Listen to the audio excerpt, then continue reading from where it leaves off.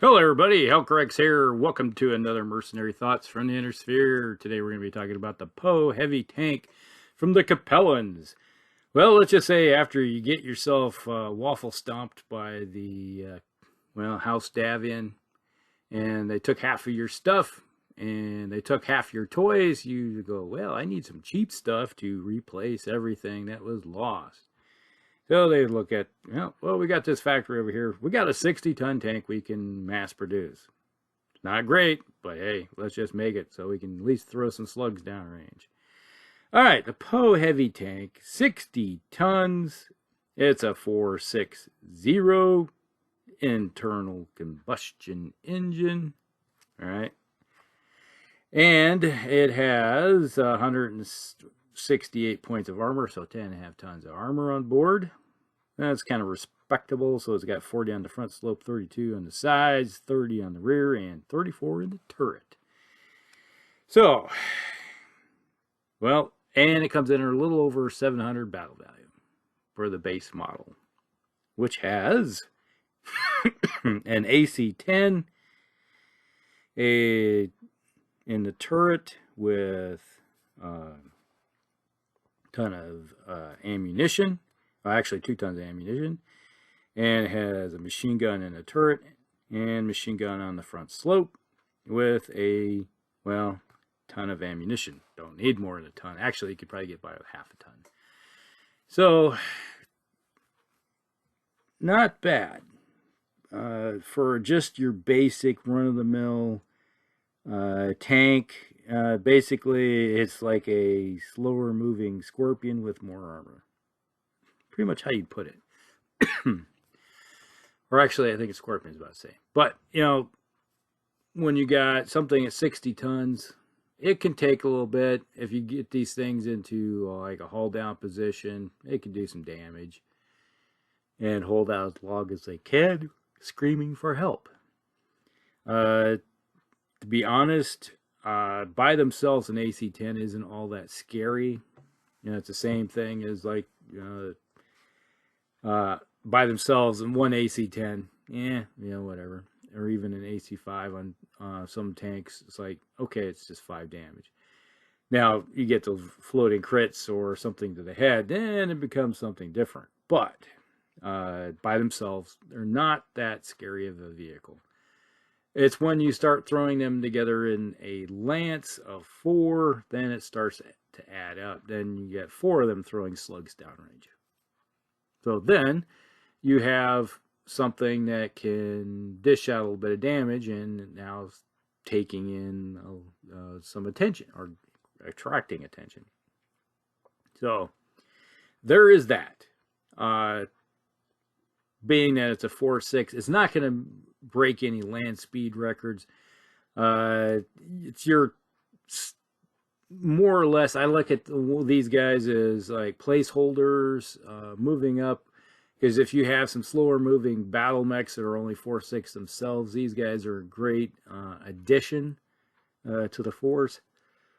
At 700 battle value, it's there are some mechs that you can throw in there that might do the job a little better. But when you're if you want to go by the fluff, the Capellans, well, they were running short on mechs, so you have to fill the gap with vehicles, and this is what they do.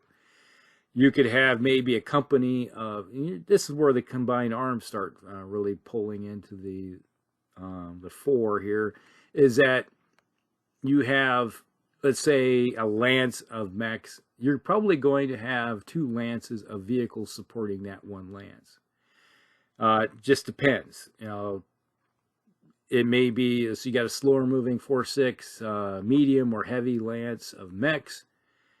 You'll have maybe a lance of these guys with maybe some fire support mechs in the background throwing down some stuff downrange, or just 4 or 8 of these guys or something of that nature. You see where I'm going with this. It's a lot cheaper when it comes to expenditure by the house to have more vehicles. That's why they started building more of these things. All right, so that's the concept behind it, combined arms. Fully combined arms with these. It's like you look at the vehicle by itself, it's like, okay, why would anybody take it? But you look in the grand scheme of things, I can understand why. Now there are well, just put it this way, with some AC-10s on board, the range isn't all that great. You're looking at what, 15? You basically have to get on top of somebody, and if you have a opponent that's got a lot more mechs that are more maneuverable with like long range LRMs, they can outrange these guys on a more regular basis. Or even if they are in range at long range against the autocannons, they could still be with LRMs in medium range. So you get the drift here. You can catch these guys out in the open and tear them up pretty good. And the whole thing is that you start hitting with crits and mobility killing these guys, so they're just parked, and then it's easy to basically tear them a new one after you slow them down even more. So there you go. All right, there are a couple.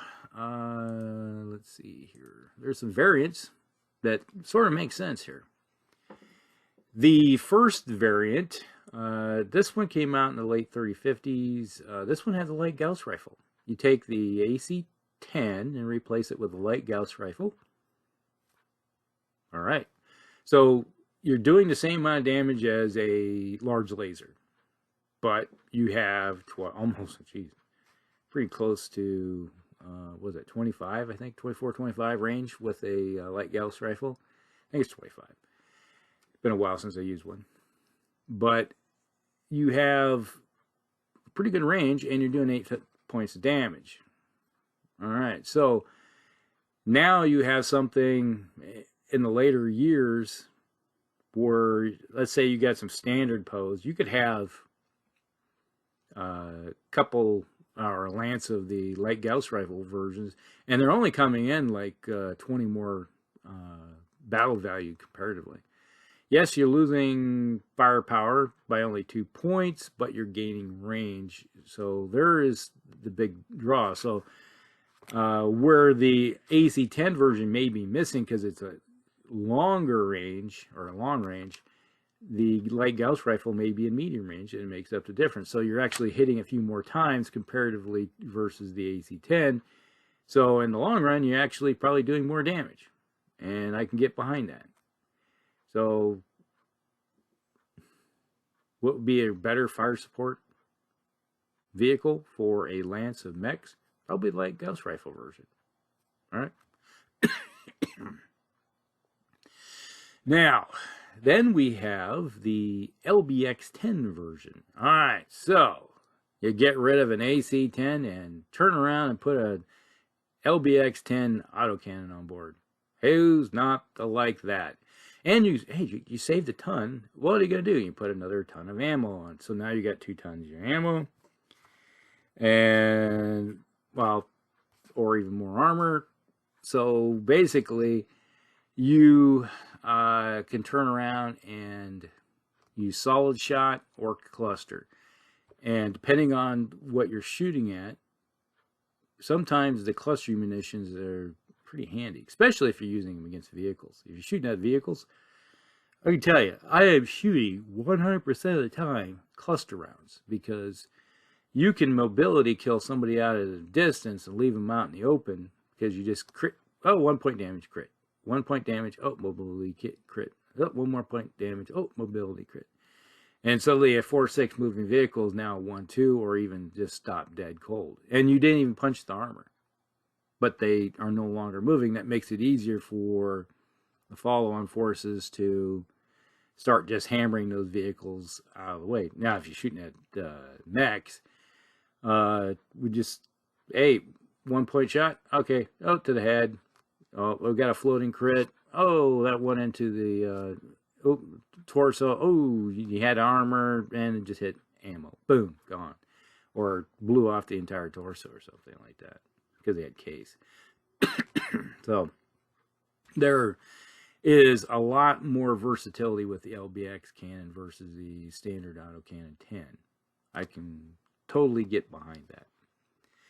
Then we have the HV version. This is the hardened armor. All right, so it gives it a standard weaponry is replaced with a Streak 6 launcher and a hypervelocity 10 and a fusion engine. So now you have a vehicle with a fusion engine. I think it gains you at least, I think it's around 6 tons of space. Right there, that 6 ton is your Streak 6 launcher. Pure and simple. That's why they can put a Streak launcher on. And then with your hardened armor, okay, it's like, we'll go back to that LBX system. Maybe they were looking at it going, what can prevent these problems? But you're going in around 150 more battle value compared to the other one. Well, mostly that's because you just threw a Streak launcher on board. And now you're starting to sound like almost like a Manicore, to be honest, without the LRM on board. And then you have a hypervelocity autocannon. Well, that's kind of a handy little thing. Has the same damage, but you have less. I think the munitions are dropped by a little bit because I think it's 10. It drops down to 8. I think that's what happens with that because it's specialty ammo on board due to the hypervelocity punching holes. So, yeah. But that is that. And I say, I don't think they didn't say what year that came out, but it's around 3070, somewhere around 3065. And then we have the HV production. This came out, okay, 3079. Keeps the same weapons, but the fusion engine of the prototype with a fuel cell system. Okay. Basically, it's like what we got going on nowadays. It's like you put a fuel cell into acts kind of like a battery for a electric motor or EV vehicle style thing going on. And let's see. So that's that when it comes to the Po. To be honest, the two versions of if you can put a light Gauss rifle in it or use the LBX. The LBX to me is like, that is the standard swap that I would definitely go for, swapping it out with the LBX cannon. And that becomes more of a good support for a combined arms style lance or company. So you might have one lance of mechs, one lance of, say, Po, then you got another lance of some type of other vehicles to that have more LRMs on board. So if you have somebody that can throw some indirect fire down range. And that's going to be sort of the standard when it comes to the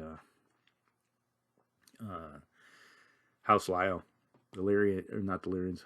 What did I say? Lyrians. Lyrians. It's like, we'll just go all assault mechs. Yeah. So that is it when it comes to the Po. So it can be useful used in the right way. All right, so that's it. Hope you guys like it. Like and subscribe, share with friends, and we'll see you in the next one. Elcorx out.